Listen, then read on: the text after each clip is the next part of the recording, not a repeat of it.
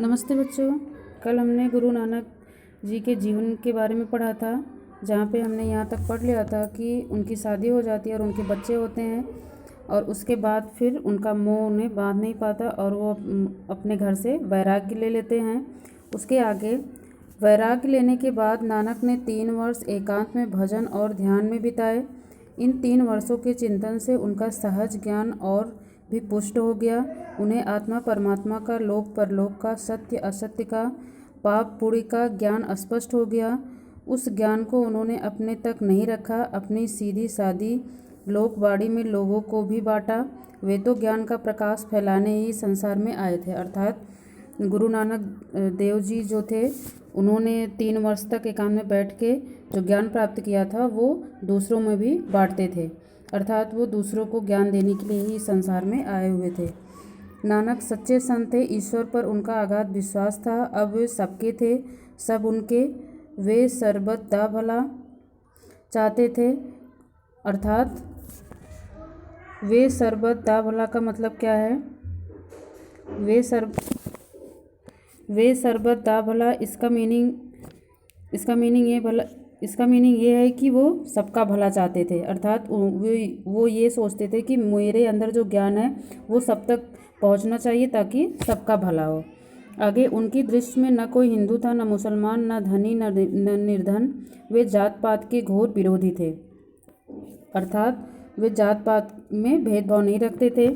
उनका कहना था कि ईश्वर एक है, वह घट घट में समाया हुआ है, वह कण कण में समाया हुआ है। जिस प्रकार फूलों में सुगंध और दर्पण में छाया समाई रहती है, उसी प्रकार वह अलग निराकार परमात्मा सब में समाया हुआ है। उसे अपने अंदर ही खोजो, उसे खोजने वन में जाने की ज़रूरत नहीं है। उनके कहने का मतलब ये था कि परमात्मा जो है वो सबके अंदर ही है, हमें अपने अंदर ही ईश्वर को खोजना होगा। इसके लिए हमें कहीं भटकने की ज़रूरत नहीं है। नानक ने 3 बार सारे भारत का भ्रमण किया और लोगों को सत्य का स्वरूप समझाया। दक्षिण भारत की यात्रा में वे श्रीलंका तक भी गए। उनके साथ उनके 2 शिष्य भाई बाला और भाई मर्दाना रहते थे। वे अपने गुरु के बनाए पदों को गा गा कर लोगों को सुनाते थे।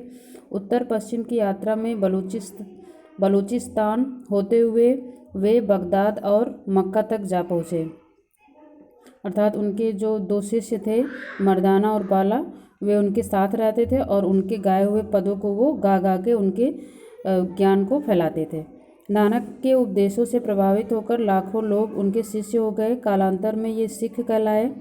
सिख शब्द शिष्य शब्द का बिगड़ा रूप है।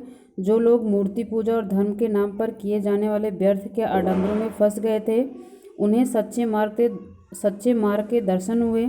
जो लोग छोटी जात में जन्म लेने के कारण नीची निगाह से देखे जाते थे, उन्हें गुरु नानक के उपदेशों से बड़ी शांति मिली। अर्थात उन्होंने सबके अंदर जो भेदभाव थे उसको कम किया अपने ज्ञान के द्वारा। गुरु नानक परिश्रम के साथ सादा जीवन बिताने पर जोर देते थे। लूट की कमाई उन्हें पसंद नहीं थी। उन्होंने एक धनी व्यक्ति के भोजन निमंत्रण को ठुकराकर अपने परिश्रम की कमाई खाने वाले निर्धन व्यक्ति का रूखा सूखा भोजन ग्रहण किया। उनका कहना था कि परिश्रम ही भजन है, परिश्रम ही ईश्वर पूजा है। वे जो कहते थे वैसा ही करते भी थे। उनकी कथनी और करनी में अंतर नहीं था। विक्रम संवत 1596 में लगभग 70 वर्ष की आयु में नानक का शरीर पूरा हो गया। आज वे जीवित नहीं है, पर उनकी पवित्र वाणी आज भी जीवित है। वह वाणी अनंत काल तक भूले भटके लोगों का मार्गदर्शन करती रहेगी। अर्थात 1526 में उनकी मृत्यु हुई थी और उनके बताए हुए रास्ते पे जो लोग गलत रास्ते पे जाते हैं वो सुधर जाते हैं। नानक केवल भारत या केवल हिंदुओं या सिखों के मसीहा नहीं। जब तक किसी समाज में धर्म के नाम पर आडंबर है, छुआछूत है, ऊंच नीच और अमीर गरीब का भेदभाव है, सादे जीवन की जगह तड़क भड़क और दिखावेपन का बोलबाला है, तब तक नानक देव की बातें हमारा मार्गदर्शन करती रहेंगी। नानक देव जी ने हिंदू मुसलमानों के बीच मेल बढ़ाने की कोशिश की थी। ऐसी ही कोशिश लगभग 5-6 शतक पूर्व कबीर ने की थी। दोनों ने ही लोक भाषा में सच्चे धर्म के स्वरूप को लोगों के सामने रखा। दोनों ने हिंदू मुसलमानों के बीच की खाई को पाटने का प्रयत्न किया। जहाँ तक इंसान में भेदभाव न करने का प्रश्न है, सभी संत महात्माओं ने विचारकों ने, धर्म मर्मज्ञों ने और आधुनिक युग में राजा राम मोहन राय से लेकर महात्मा गांधी तक ने वही कहा जो गुरु नानक और कबीर कह चुके थे, परंतु इन सब में नानक का स्वर प्रखर और प्रभावशाली है। प्रखर का मतलब क्या होता है? तेज होता है। तो बच्चों, आपने गुरु नानक जी के जीवनी के बारे में पढ़ा। उनकी जो भी ज्ञान की बातें थी कि हमें हिंदू मुसलमान में भेद नहीं करना चाहिए, हर किसी को हमें एक समान देखना चाहिए। ईश्वर को खोजने के लिए हमें जगह जगह भटकने की ज़रूरत नहीं है, बल्कि हमें अपने अंदर ही उनको ढूंढना चाहिए। अर्थात जो भी मानव है, हर मानव से प्रेम करो तो हमें हर किसी के अंदर ईश्वर के दर्शन होंगे। कल आपको एक क्वेश्चन पूछा गया था, कुछ बच्चों ने उसका आंसर भी दिया था।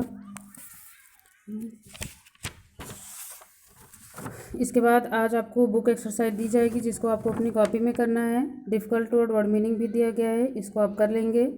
आज के लिए इतना ही। धन्यवाद।